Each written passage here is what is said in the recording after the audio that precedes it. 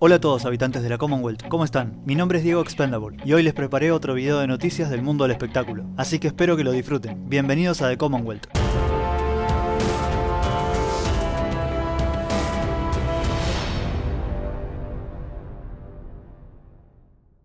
La nueva película de Jurassic World Rebirth acaba de lanzar una breve sinopsis pero interesante, la cual nos revela que la trama se desarrolla 5 años después de Jurassic World Dominion, con los dinosaurios viviendo libremente en la Tierra. En esta nueva entrega, 3 de las criaturas más impresionantes guardan un secreto milagroso que podría ser la clave para salvar a la humanidad. Los dinosaurios restantes viven en regiones ecuatoriales aisladas en climas similares a los que alguna vez habitaron en el pasado, y las 3 criaturas más gigantes de esta biosfera tropical tienen el secreto de un medicamento con propiedades milagrosas que podrían salvar vidas. Esa es la trama. Después, ya como les conté en el otro video, la película está protagonizada por Scarlett Johansson, Mahershala Ali, Jonathan Bailey y Rupert Friend, y va a estar dirigida por Gareth Edwards, director de Resistance, Godzilla y Star Wars Rogue One. Su fecha de estreno es en julio del 2025. El actor Barry Keoghan, quien es conocido por su papel en Eternals y en The Batman interpretando al Joker, se une al reparto de la película de Peaky Blinders, junto a Cillian Murphy y Rebecca Ferguson, quien también fue confirmada en el elenco, y va a estar llegando en algún momento del 2025.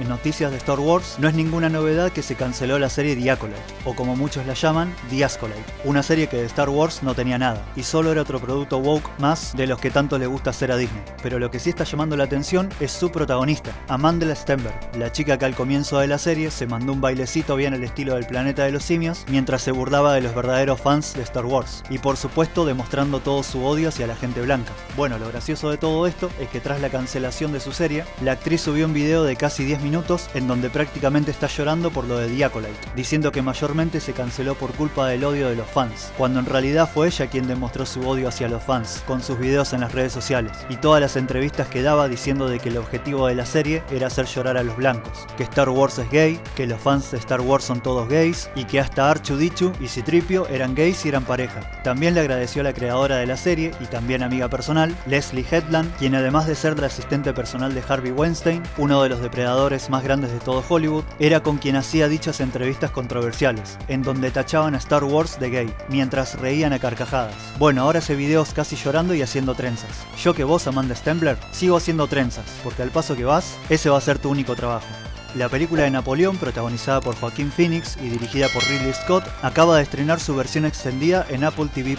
Esta versión incluye 48 minutos de material nuevo, por lo que tendría una duración de 3 horas y media. Y también dicen de que más adelante estaría saliendo otra versión más larga de 4 horas y media. Con respecto a la película, los que la vieron dicen de que está mucho mejor que la estrenada en cines, y que además es sabido de que las versiones del director de Ridley Scott generalmente son muy buenas. Ya lo vimos con Alien, Blade Runner y alguna otra más. ¿Ustedes ya la vieron esta nueva versión? Si quieren pueden dejar sus primeras impresiones en los comentarios.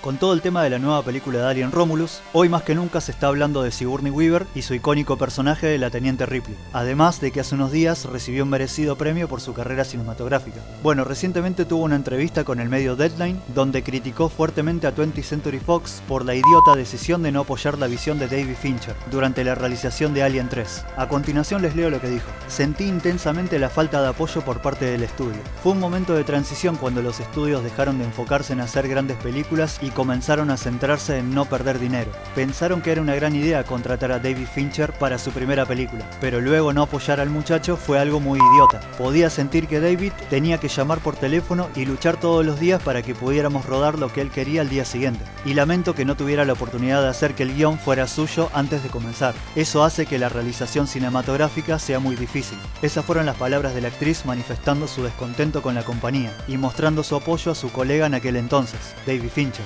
quien hoy por hoy es un reconocido director de cine al cual le estropearon la primera experiencia cinematográfica de su vida. Tal es así que cada vez que le hablan de Alien 3, no quiere saber nada del tema. Igual quiero decir en lo personal que Alien 3 me parece una gran película, tanto la versión original como la Assembly Cut, que tiene media hora más de material adicional, y la verdad que si todavía no vieron Alien 3, se las recomiendo mucho. Se dieron a conocer las primeras críticas de Beetlejuice 2, y dicen que es la mejor película de Tim Burton en décadas. Esto sucedió en el Festival de Venecia, donde varios críticos pudieron verla y comentar al respecto, como por ejemplo David Rooney, de The Hollywood Reporter, quien afirma que hay momentos que nos harán reír a carcajadas, con los que Burton parece haber encontrado ese toque de alegría perdido en los últimos tiempos. Ben Kroll, de The Wrap, asegura que con Beetlejuice, Tim Burton recupera la chispa artística original que se apagó cuando el director se convirtió en una marca registrada. Marshall Schaefer, de The Playlist, la calificó como la mejor película de Burton en décadas, y un homenaje a la altura de la primera realizado con mucho cariño, finalizando con la frase "hemos ganado". Nicholas Barber, de BBC, dijo que lo más sorprendente últimamente es que una comedia de gran presupuesto resulte ser realmente divertida, aunque no toda crítica es perfecta, ya que Richard Lawson, de Vanity Fair, dijo que la trama es tan desordenada y sobrecargada que es casi abstracta. Es una película hueca y sin vida. Esas fueron sus palabras. Pero bueno, es uno solo entre varios que dicen que es una película súper divertida y con mucho corazón. Además de que Michael Keaton, como Beetlejuice, se ve igual de increíble que en aquellos años cuando salió la primera. Seguramente lo dio todo para este papel, y realmente espero que le vaya muy bien en taquilla. Después de tantas idas y vueltas, la secuela de Cliffhanger, o Riesgo Total como se la conoce en Latinoamérica, ya tiene luz verde y comienza su rodaje en otoño, junto a Sylvester Stallone, quien actualmente tiene 78 años, pero aún se mantiene firme como siempre. Según el medio Screen Daily, la producción de la película va a recibir unos 5 millones de euros de un fondo austríaco de incentivos para la producción, todo con la intención de dar un fuerte empujón y que comiencen a filmar cuanto antes. Cabe destacar que la primera película de acción y escalada de 1993, dirigida por Renny Harlin, fue uno de los mayores éxitos en taquilla de ese año, recaudando 255 millones de dólares, contra su presupuesto de 70 millones de dólares, lo que dejó las puertas abiertas para esta secuela que por fin vamos a ver. En lo que respecta a la sinopsis dice lo siguiente: a los 78 años, Stallone volverá a interpretar a Gabe Walker, el alpinista que ahora vive en los Dolomitas, en los Alpes orientales. En esta región ha creado un exclusivo resort de montaña que atrae a los clientes más ricos de Europa. Sin embargo, cuando él y uno de sus huéspedes son secuestrados, su hija deberá utilizar todas sus habilidades de escalada para encontrarlos y enfrentarse a los secuestradores. Eso sería la trama de la película. En lo personal me gusta la idea de una secuela, pero no me termina de convencer que Sly Stallone sea secuestrado y que su hija tenga que rescatarlo. En todo caso, tendría más onda si fuese al revés, algo parecido a Búsqueda Implacable o Rambo 5, donde el protagonista tiene que rescatar a su hija. Pero bueno, quizás me estoy apresurando y es un tremendo peliculón. ¿Ustedes qué opinan? ¿Cómo lo ven este proyecto?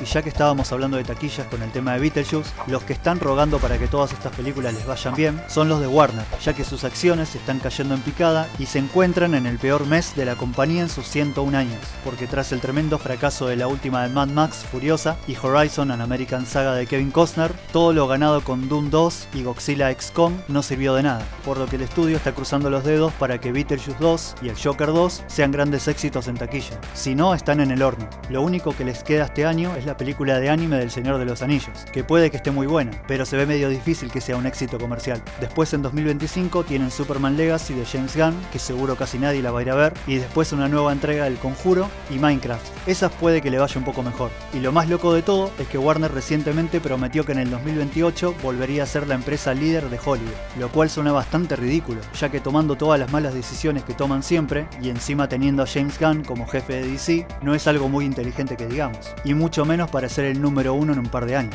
Creo que se tendrían que replantear las cosas y de paso aprender a escuchar a los fans y darles lo que piden. Pero bueno, veremos qué pasa con Warner. Ya tenemos el póster oficial de la nueva película de Hellboy, The Crooked Man, la cual se estrena el 27 de septiembre. Fuera de que la película es de bajo presupuesto, tengo que reconocer que el póster se ve bien. Por cierto, en esta película trabaja Jefferson White, el actor que interpreta a Jimmy en Yellowstone, la serie de Paramount Plus. Y hablando de eso, hace un par de horas salió el teaser de la última temporada de Yellowstone, la cual va a estar llegando el 10 de noviembre. Dura solo unos 30 segundos el teaser, pero es suficiente como para elevar nuevamente el hype por esta gran serie. Solo esperemos que regresen todos los actores, así nos dan el final que nos merecemos y que venimos esperando hace casi 2 años. ¿Ustedes ya vieron Yellowstone? Porque si no lo hicieron, tienen tiempo para ponerse al día hasta noviembre. Son 5 temporadas de Yellowstone y 3 spin-off. El primero es 1883, de una sola temporada, el segundo es 1923, de una sola temporada, y el último que salió es Lowman Bass Reeves, de una sola temporada. Así que si quieren ver algo bueno de verdad, algo de calidad, y de paso estar al día para poder ver el final en noviembre, se las recomiendo. Bueno, habitantes de la Commonwealth, esas fueron las noticias del momento. Espero que les haya gustado este video y que me cuenten en los comentarios qué les parecieron estas noticias. Y como siempre les digo, si les gustó el video pueden dejar un buen like y suscribirse al canal activando la campanita de notificaciones, así YouTube les avisa cada vez que subo algún video nuevo. También pueden seguir las redes sociales que ven en pantalla, donde también subo contenido. Bueno, nos estamos viendo la próxima. The Commonwealth corta la transmisión.